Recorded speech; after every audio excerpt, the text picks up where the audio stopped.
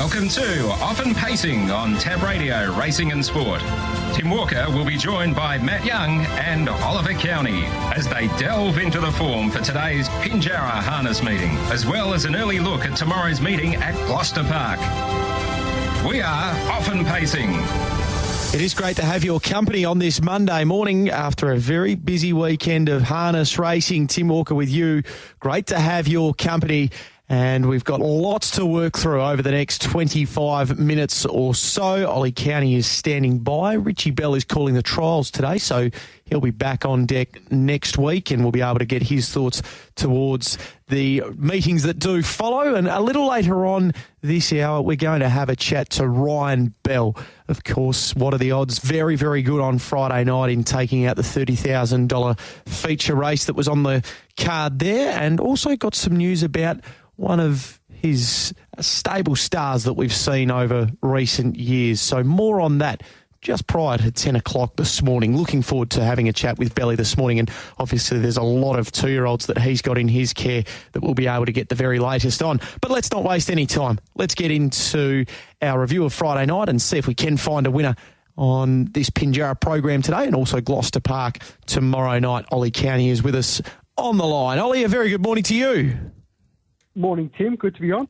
Great to have a chat to you once again. And, of course, if you did miss Ollie, he is on the Sports Daily from 8:45 every Monday and Tuesday for the next couple of weeks. Well, let's get stuck into Friday night, Ollie, and have a look back at some of the feature races before we get your horses to follow. We have got a little bit of extra time with you this morning so we can pick your brains and get your thoughts on how things unfolded here. We're about to have a chat to Belly, of course, in regards to what are the odds, a horse that deserved to get a feature race win, and he was mighty impressive in doing it on Friday night. What was your take out of the feature event, the Westbred Winter Restricted Pace? Pre-race, I really thought that Paul Edward would get quite an easy lead and might just get away with it, and he was well back late in the race, late in betting, and in the end he did get an easy lead, but he couldn't hang on late and he dropped out, and a few that were on speed dropped out. Tanabiddy went forward and he was a bit unlucky, got checked, and Instigator was another one that finished at the rear. So the time of 1:57, it might actually have been a bit faster than that. All the times on Friday were a touch slow, so I think has to be respected, the win of What Are the Odds, who was quite incredible on Friday, came from near last and rounded them up pretty easily to win. All is well. Crowd control, they were really, really good as well in second and third, and they were quite a long way off the gate when the gate left, which was interesting. So I think those runs probably had more merit than they appear in the form guides. So worth following both those horses. Armour X Factor was another one that was up on speed but wasn't beaten far at all. So Armour X Factor was a really good effort in that race, and Lucid Dreams was a little bit unlucky behind Paul Edward, who dropped out of the race and may just be a horse that needs to be driven with cover or conservatively in his races. Yeah, certainly did appear that way on Friday night. A good win by What Are the Odds, who has come back in really good form and deserved to get that. Now, Aidan DeCampo last week was able to team up with Ryan Bell and take out the free-for-all. That was, of course, with the Code Breaker. On Friday night, he sent the Mickey take at a free-for-all level and was able to beat the returning Mighty Conqueror, and it was a good performance, I thought, by Mighty Conqueror. But just your take firstly on the Mickey Taker and then some of the beaten brigade out of the free-for-all. Aidan DeCampo mentioned that he'd freshened up the Mickey Taker as he thought his last couple of runs weren't quite up to his absolute best, and he was a great horse on Friday. He showed a little bit of speed there when he pulled out and ran past them. He was a really impressive winner. It probably wasn't a true free-for-all with a few horses out of action at the moment from the Hall stable and the Bond stable, but as you mentioned, Mighty Conqueror off a long spell was a really good run there. Again, he mentioned probably wasn't ideally suited to the one out, one back trail, and maybe better racing in the breeze or in the leads, and he's one to follow going forward, and he obviously copped a flat tyre as well, which kind of helped. Hampton Banner led and wasn't beaten far into third, and there were a few good runs back in the field. Armour Einstein was good, and I thought While They Pray broken the score up, so wasn't beaten far, which was another run to note, and he's probably one that's racing better than the form guide suggests. All right, and just a word on Three Rumours as well, because on a couple of occasions it looked like she was beaten and on the canvas on Friday night, but she found a way to pick herself up and get another win over a brave Stormy Skies, who it was thrown out on this program that she is going well and she is ready to win a race herself. Really a long way out there. You thought Stormy Skies actually might have had Three Rumours measure, as you mentioned. It didn't look good for Three Rumours back as she was off the bit turning for home, and Stormy Skies had put up a bit of a margin, but Three Rumours dug really deep there and kept coming on the line and ran through the line quite well in the end. And no knock on Stormy Skies. She battled on really gamely in second and gave a favourite a really good run for its money. I thought in this race there were a couple of runners back in the field which weren't suited by the draws. Beyond the Sea, Little Darling, Wall Street Girl, they were all really good runs, making good late ground. So it's a horse with a few horses there to follow going forward, which I think will be competitive in mares free-for-alls in the next few months. Okay, well, let's get some horses to follow out of this program from Friday night, Ollie. And, of course, we've touched on a few of the feature races there. If there is one from there, you can mention those again. But if not, let's get your first one to follow from Friday night. In race 2, Don't Be Silly Chili, I think of the horse that's going well. Only a very moderate beginner, which is often her biggest fault. Shuffled 3 back the pegs on Friday when Navy Street kicked away. She just couldn't get out. Concluding stages, she went to the line absolutely bolting. Dylan Edgerton Green was holding her back to the field and she looked to have plenty to give. So I think if Don't Be Silly Chili can draw to get a run a bit closer to them, maybe not gate 1, as she might be getting shuffled back there, but any other gate, she can be one that runs into the money. In race 3, out of the mares race, I thought Little Darling, one of the ones I mentioned, had a bad gate there on Friday. She was really good late in the race, made up good ground. I thought that her run prior was also really good. She's had a few runs back now from a spell. So I think Little Darling's ready to run a really good race. She just needs the gate to do it, and looks likely to be a horse that can win free-for-alls in the future. All right. Any more to follow? And we've got one more in race 7. Belezanera put in some really eye-catching runs in his last few efforts on Friday. Was probably suited by the soft run, tucked away on the pegs, 3 back the pegs, where he likes it, and he hit the line really strongly late and was challenging Montana DJ for third. The second horse in that race was Soradier, which is, I think, another horse to know, just in awesome form at the moment. Couldn't be going much better and ran on really strongly behind Coney Island, which looks a horse that'll win plenty of races in WA. All right, so there's the horses to follow from Friday night. Don't Be Silly Chili, Little Darling and Belezanera for Ollie County. So, to Pinjarra today. Now, we did get your thoughts earlier on, and your best is towards the back part of the day, but we'll get a couple more to go with that. So, where did you want to start today at Pinjarra? Race 3, we'll start with a little exotic bet in this race, I think. Goggins, happy to forgive the last start failure. Great trail behind Sweet Pins leading in. Think he looks the leader. He's got good gate speed.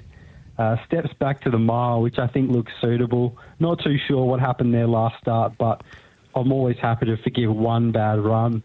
Rolling in Class has been better, beaten margins, but I don't think he's been disgraced in any of those efforts. Battled on okay last time, has gate speed, and the 1600 also looks really suitable for Rolling in Class. I think they can run the Quinella, so that's how I play that race. All right, Goggins and Rolling in Class. Now tell us about the second of your bests. In race 7, a horse that's gone up really big odds, Better Than Secret, trailed up quite impressively, I thought, behind Infinite Merit. Battled away for second there, and they ran a pretty slick last half. Didn't shirk the task at all. Led last time in a lightning lap and didn't shirk that either, and I thought was actually quite a good effort, given there might have been a better class of horse in that race than she faces today. In this one, back to the fillies and mares, I think looks a really suitable race and looks a suitable draw where she can just do no work early and be safe for one crack at them late. So Better Than Secret looks a great each way bet in that race, I think. All right, and we're going to the last? In the last, Gully Gum, a horse that's just flying at the moment, racing extremely well. Led last start, was beaten for speed by Soradair, but Soradair ran a great race on Friday night into second. I think looks a really good race to be put into it. Obviously, Macca's trailed up quite impressively, but is coming off a 3-year break, so definite query there, and I think Gully Gum can be driven aggressively, and if he is, and if he runs to his recent form, he'll be really hard to beat in that race. I thought another one in the race, Yankee Kev, is actually going quite well, and he might be one that sneaks into the minor money and behind them. All right, so they're the three today. So Gully Gum in the last, Better Than Secret in race 7, and one for the exotics in race number 3 for Ollie County today. Goggins from Rolling in Class. So that is Pinjarra today. Now we turn our attention to tomorrow night. We've got 10 races on the program, another bumper night of pacing here at headquarters. And as I mentioned earlier on, we'll have a full preview with you on the Sports Daily tomorrow morning, but we will get a couple of early ways to play this Gloucester Park program if we can. So where did you want to start tomorrow night? It's a really likeable card. There's a few races on that look like they'll provide a little bit of value, which is always good. In race 7, Walsh was heavily back last start from gate 1, was crossed in the early stages, and for backers of the horse, it would have been a pretty tough watch from there. He went to the line, looked like he had a bit in reserve and finished 6th, but wasn't beaten far at all. This looks a race he's really well in. He's got a bit of a class edge on his rivals and can be driven aggressively, and he's gone well driven aggressively in the past. The horse outside him, I thought, would loom as one of the bigger dangers. Unlucky, and was somewhat unlucky when the barrier draws come out with gate 9, so I think they're the main two. Walsh and Unlucky in race 7, and Walsh has the barrier draw advantage, so I think Walsh would be really hard to beat there. Race 7, number 8, the next of yours? In race 8, going with another exotics bet in this race, I think the best version of Cork and Run would just lead and win this race, but likely to be quite short. Not sure his last few outings were his absolute best, but he's had a few weeks between runs, so he may come back better for that. Raja Rocks looks to get the perfect run on Cork Can Run's back if that's the way it sets up. He was checked last time and ended up a long way back on the pegs. He flew late for 4th behind Tualoo. That's really good form for this type of race, given he'd get the perfect run here. I think he'd be a great place bet if we could get that, but the 3 dividends probably means it will likely be quite a short price, Raja Rocks. So I thought Cork Can Run and Raja Rocks could run the Quinella in that race. All right, so a little Quinella play there in race number 8. Raja Rocks to run second to Cork Can Run. All right, Ollie, that is a good look towards this afternoon and also tomorrow night at Gloucester Park. As I mentioned, I'll mention it again, tomorrow morning, full preview with yourself from 8:45. So looking forward to that. Thanks for joining us this morning, and we look forward to catching up with you again next week on Off and Pacing. Looking forward to it. Thanks, Jim. There is Ollie County with us, Off and Pacing. We'll be back on the other side of the break. Ryan Bell is going to join us. There is no shortage of ground to cover with him. You are listening to Off and Pacing on Tab Radio, Racing and Sport. On this Monday morning where we're approaching 10 minutes to 10 o'clock. Hopefully you're having a good start to the working week. And as I mentioned, we've got Ryan Bell as a special guest this morning. He is standing by. There is plenty of ground to cover with him this morning. Obviously, we'll look ahead to the next 48 hours. What are the odds on Friday night? A terrific performance and some news on a favourite of his, a real favourite of many harness racing fans here in the West as well over the past few years as well, and what it might look like for him off track as well. So let's welcome him into the program. Good morning to you, Ryan. Yeah, good morning, Tim and listeners. How are we? Yes, going well on the trip down to Pinjarra today, which will touch on in just a moment, but very excited to get you on the program this morning to tell us about a favourite, I'm sure, of yours and a favourite of many punters here in the West in recent times in Shockwave. We know the news earlier on this year that you'd made the decision to retire him, and the next phase of his career, you can tell us this morning that you're going to stand him for this upcoming season, and it's a really exciting little time for yourself and also Tiff. Yeah, it is. It's official now. He's going to stand his first season at stud this year in 2024, and everything, wheels are in motion and organising that, and it was something that Tiff and I decided to go down because long term we don't really want to be training a big team, and we wanted something on the side, and Kevin Jevons wanted to do the same as well, so we've gone in partnership and going to stand him at stud together. Okay. Was it a conversation with Kevin that brought this about, or who initiated it? A bit of both.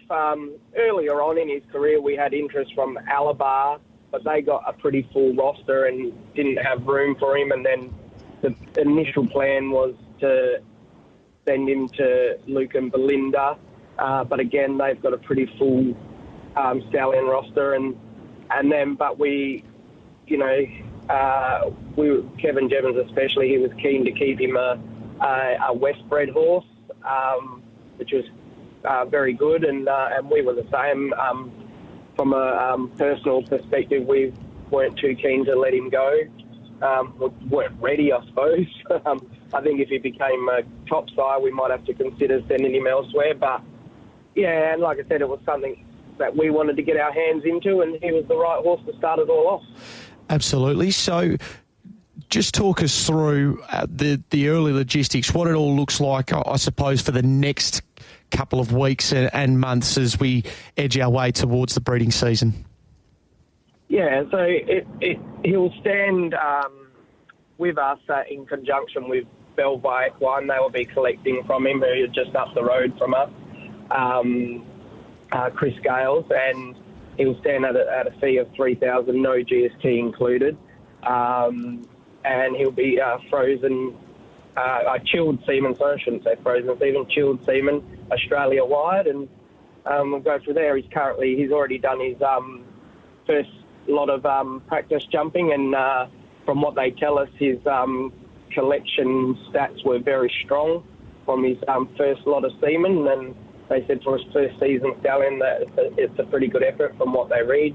I'm not a full two-bob on it all yet, Tim, but the professionals tell me he's got a pretty good reading fertility rate, so that's quite positive. And, yeah, he's just spelling at the moment, and he'll come back. I think he's got to come back at the end of this month and start getting ready, I think. All right, and I'm sure it'd be an option that would appeal to a lot of potential clients going forward as well, being on a great line, isn't it?